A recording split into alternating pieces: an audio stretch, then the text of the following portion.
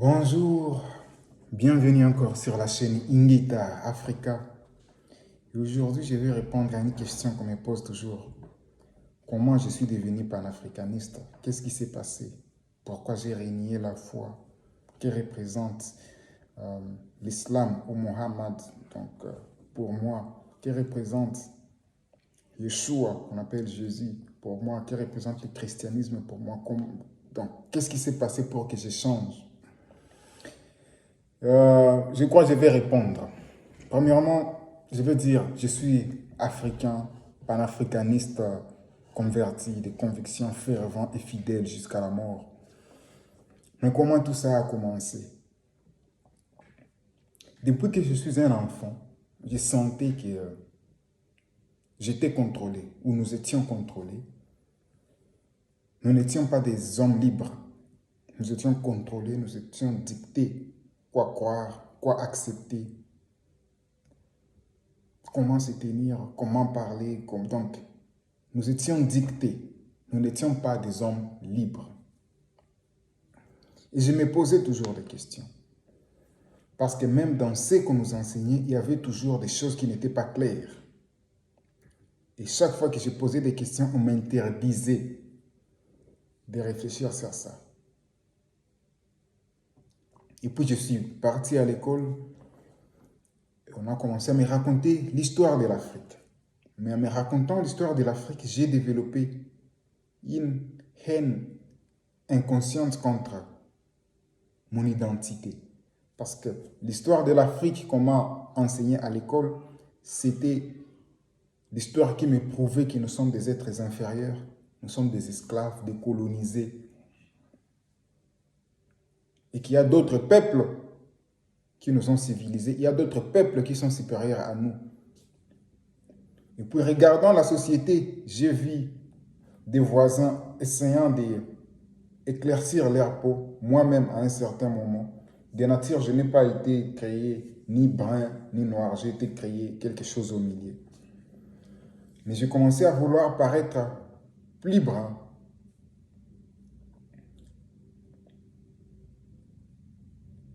Mais dans tout ça, je sentais que mon esprit intérieur me disait que tout ceci c'est faux.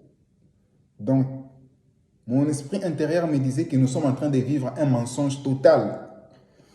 Mais c'est juste que c'est un mensonge qui est déjà accepté par tout le monde. Du coup, s'opposer à ces mensonges-là va faire de toi le diable. Parce que même dans ces mensonges-là, on a déjà prévu des noms pour les gens qui vont un jour s'opposer à ça. Antichrist et tout ceci, fils de perdition, tout cela. Alors, j'étais obligé de me conformer à quelque chose qui ne partait pas en harmonie avec mon esprit intérieur, mon moi véritable, ce qui est à l'intérieur de moi. Et je sais que c'est le cas pour beaucoup de personnes. Beaucoup de personnes sont dans ces choses-là sans être en harmonie avec eux-mêmes. Et raison pour laquelle il y a toujours des dépressions. Je vois toujours les religieux déprimés, sans la paix, sans la joie, mais toujours avec l'espoir qu'un jour ça va aller. L'explication est juste que votre esprit intérieur n'est pas en harmonie avec ça. Parce que ce que Dieu vous a créé, ce n'est pas ce qu'on vous a transformé à devenir. Mais comme je dis, comme c'est tout le monde qui croyait à ça, tout le monde qui avait déjà accepté ça, je ne pouvais pas m'opposer à ça. Je devrais marcher selon ça, par peur d'être chassé de la maison, par peur d'être chassé de l'école, par peur d'être diabolisé par les proches. Mais un certain temps, je me suis rendu compte que ce n'est pas la vérité absolue pour tout le monde apparemment. Parce que quand je vois les Indiens, ils ne croient pas dans ces histoires que nous croyons ici. Mais ils sont là, ils sont en paix, ils vivent leur vie. Quand je vois les Chinois, ils ne croient pas aux histoires que nous croyons ici chez nous. Mais ils sont là, ils vivent en paix, très développés. Et d'ailleurs même, c'est nous qui partons, qui émandons leur aide. Pendant que c'est nous, normalement, qui devrions être dans l'abondance, vu que nous sommes dans la vraie voie de Dieu. Mais c'était le contraire. Je vois les Japonais, ils sont dans un autre monde. Je vois les Arabes, ils sont dans leur monde à eux. Et là, je me suis rendu compte que apparemment, ça, ce n'est pas la vérité absolue pour tout le monde. Et si ce n'est pas la vérité absolue pour tout le monde, qu'est-ce qui me prouve que c'est moi qui ai raison ou c'est nous qui avons raison et on tort?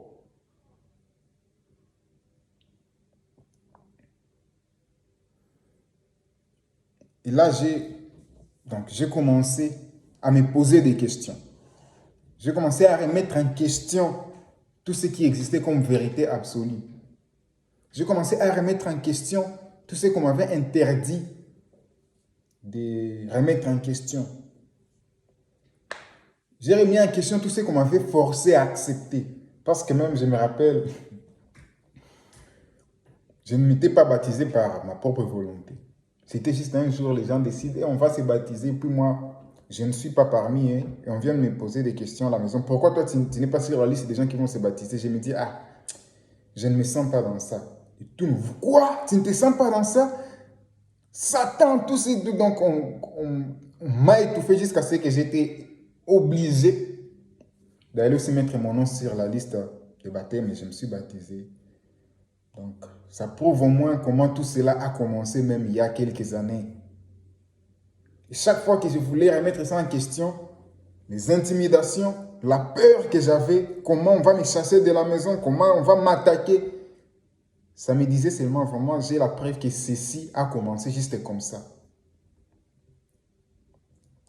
Mais quand je me suis rendu compte que ce n'était pas la vérité absolue de tout le monde, j'ai commencé à me poser des questions. Qu'est-ce qui me prouve que les autres là, ce n'est pas eux qui ont raison? Qu'est-ce qui me prouve que c'est moi qui ai raison, c'est nous qui avons raison? Alors j'ai commencé à chercher la vérité, la vraie vérité. Pendant longtemps, ça fait plus de 10 ans. Donc ce que vous voyez aujourd'hui, c'est juste le produit final, le fruit final d'un processus qui a commencé il y a presque 10 ou 15 ans. Je vais savoir la vérité, la vraie vérité, parce que tout ce que nous savons aujourd'hui, ce que je me disais, tout ce que nous savons aujourd'hui date de moins de 2000 ans, pendant que cet univers a des millions d'années. Donc 2000 comparé à ce nombre d'années, c'est minime. Donc ce que je crois être vérité absolue, j'ai trouvé comme si c'est 0,0000001 de la vraie vérité. Et je suis parti à la recherche de cette vraie vérité. Mais sauf que quand je suis parti à la recherche, je n'en ai pas trouvé la vraie vérité. J'ai lu tous les livres sacrés. J'ai lu la Bible en entièreté parce que vu que j'ai grandi dans un milieu chrétien, c'est les livres que je lisais presque toute ma vie, je la connais, ou je les connais entièrement. Je l'ai déjà lu en entièreté plusieurs fois. Mais comme je suis allé à la recherche de la vraie vérité, je me suis décidé de lire aussi le Coran. J'ai un ami musulman qui m'a donné le Coran, espérant que je vais me convertir à l'islam. Mais moi, j'étais en train de chercher la vraie vérité. J'ai lu aussi le Coran. Je me suis trouvé que mon cœur, mon esprit intérieur n'était toujours pas en harmonie avec ça. J'ai cherché les livres sacrés des Juifs, du judaïsme, donc la Torah, mais aussi avec le Talmud. Je lis tout ça, cherchant la vraie vérité. Mon esprit intérieur n'était toujours pas en harmonie avec tout ça. J'ai lu les livres sacrés des Indiens, les Védas. J'ai cherché les livres de shintoïsme, j'ai lu tous ces livres sacrés-là, cherchant vraiment qui détient la vraie vérité. Je suis allé dans les textes sacrés africains, que ce soit à l'époque pharaonique ou dans des livres de Bakongo, des dieux de Noirs, des Kimbangu, de tous. Donc, j'ai vraiment lu cherchant la vraie vérité qui est cachée. Je ne l'ai pas trouvée. Jusqu'à ce qu'un jour, je me dise, la vraie vérité, c'est la connaissance de moi-même. Alors, je suis parti à la recherche de moi-même. Parce que j'étais en train de chercher, je me suis rendu compte que j'étais en train de chercher le Créateur, le Dieu Tout-Puissant, dans des livres, dans des religions, hors de moi-même. Et d'une révélation que je ne sais pas comment la révélation est venue, je me suis dit, la vérité que tu cherches est à l'intérieur de toi-même. Et cette vérité-là, C'est cet esprit intérieur qui n'a toujours jamais été en harmonie avec tout ce que tu es en train de lire ici. Et je me suis dit, je dois écouter mon esprit intérieur. Donc cet esprit intérieur, quand les gens disent que Dieu nous a créés à son image, c'est l'esprit intérieur là, l'image de Dieu. Et si tu veux connaître la vraie vérité, sois à l'écoute de cet esprit intérieur là. J'ai commencé à être à l'écoute de mon esprit intérieur. Et cet esprit intérieur me disait toujours, il faut être toi. Tout ce temps, tu n'as pas été en harmonie parce que tu essayais d'être ce qu'on te force de devenir. L'Afrique en entièreté n'est pas en harmonie parce que l'Afrique s'attache à ce qu'on l'a forcé de devenir. L'Afrique n'est plus elle-même. Donc toi aussi, tu n'es plus toi-même. Commence par être toi. Et toi, c'est quoi? C'est ton esprit intérieur. Et cet esprit intérieur, quand Dieu l'a créé, il était parfait. Raison pour laquelle, dans les religions, on dit il a vu que tout était bon. Je ne dis pas que c'est faux. Tout était bon. Et donc même l'esprit intérieur en moi était bon. Et c'est ça la vraie image de Dieu. J'ai commencé à vouloir maintenant être guidé par mon esprit intérieur. Et en me laissant guider par mon esprit intérieur, je me disais, je dois ressembler à moi-même. Donc, ma connexion au divin, les sacrés pour moi doit être les sacrés qui me ressemblent. Et c'est comme ça que je me suis dit, tout ce qui a été apporté pour nous transformer, pour me transformer, pour me forcer, pour cela, j'abandonne ça. Je rentre à la version que nous avions quand personne ne nous forçait des choses qui ne sont pas en harmonie avec notre esprit intérieur. Et c'est là que j'ai eu le goût de vouloir savoir c'était quoi l'Afrique avant l'arrivée des Arabes, que j'aime beaucoup et que je travaille avec. C'était quoi l'Afrique avant l'arrivée des Occidentaux, Européens, Américains, tout ça, que j'aime bien, que je travaille avec. Je n'ai rien contre eux. J'ai voulu juste savoir c'était quoi notre système de fonctionnement, système de raisonner, de réfléchir, de se connecter au divin créateur. Parce que le divin créateur, le Dieu Tout-Puissant, ne date pas de 2000 ans, ne date pas de 1400 quelque chose d'années pour l'islam. Il date des millions d'années et il a toujours été là. Et nous l'avons toujours connu. Mais comment est-ce qu'on le connaissait? Et c'est comme ça que j'ai commencé à vouloir savoir le mode de fonctionnement des Africains avant la corruption mentale, avant l'esclavage physique, la colonisation, mais aussi l'esclavage mental qui règne actuellement. Et c'est là que j'ai plongé maintenant dans la tradition négro-africaine, parce que c'est ça vraiment qui est ma tradition à moi. Et une fois que je me suis mis sur la route de la tradition négro-africaine, redevenir moi, mon esprit intérieur a été en harmonie.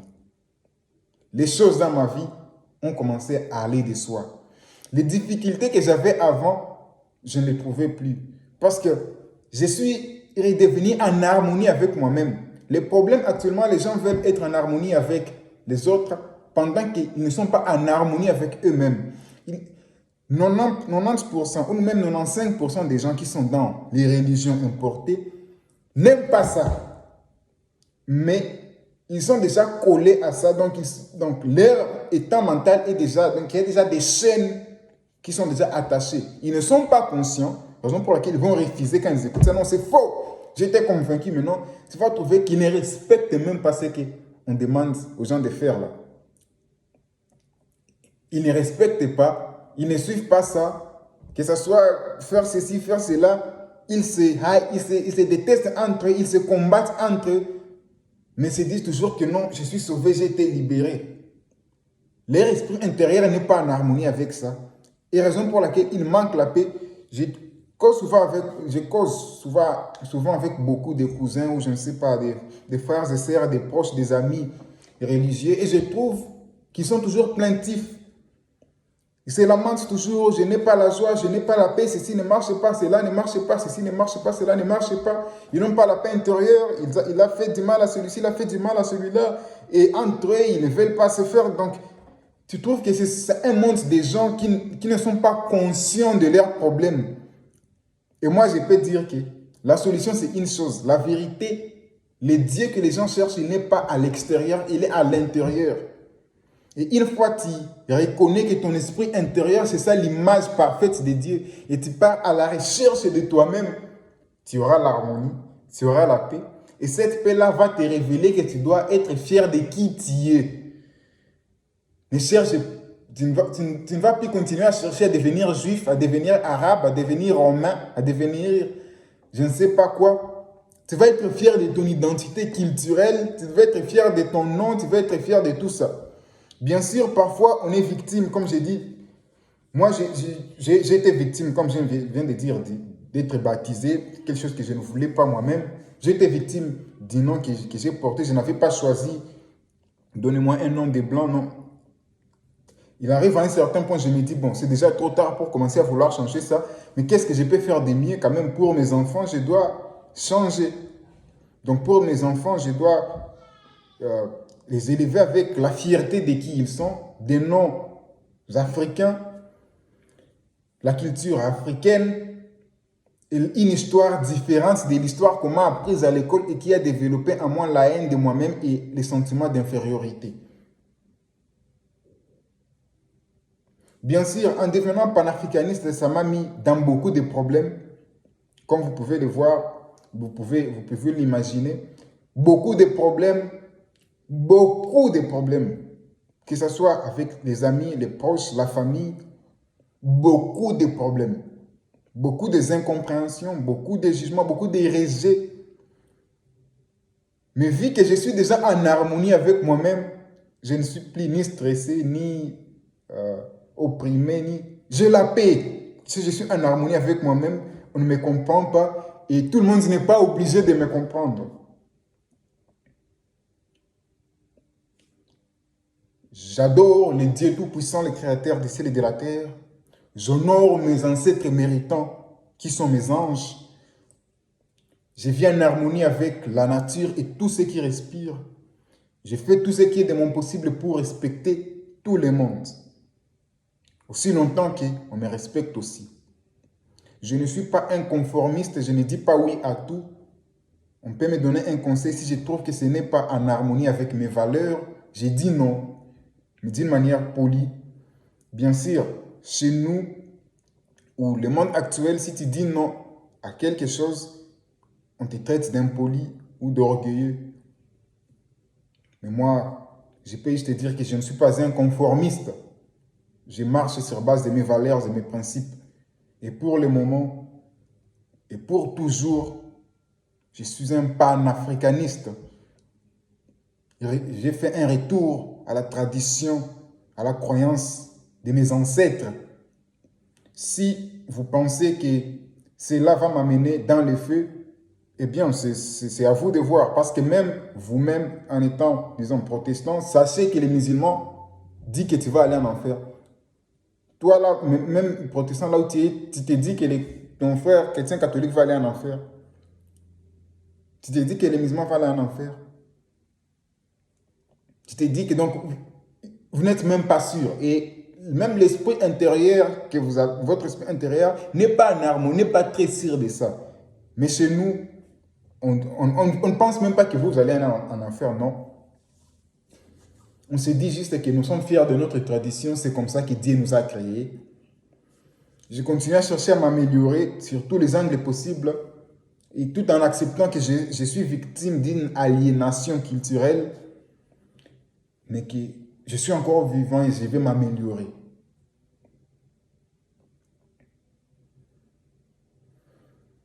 Au nom de Dieu Tout-Puissant et de nos ancêtres méritants, je vous remercie.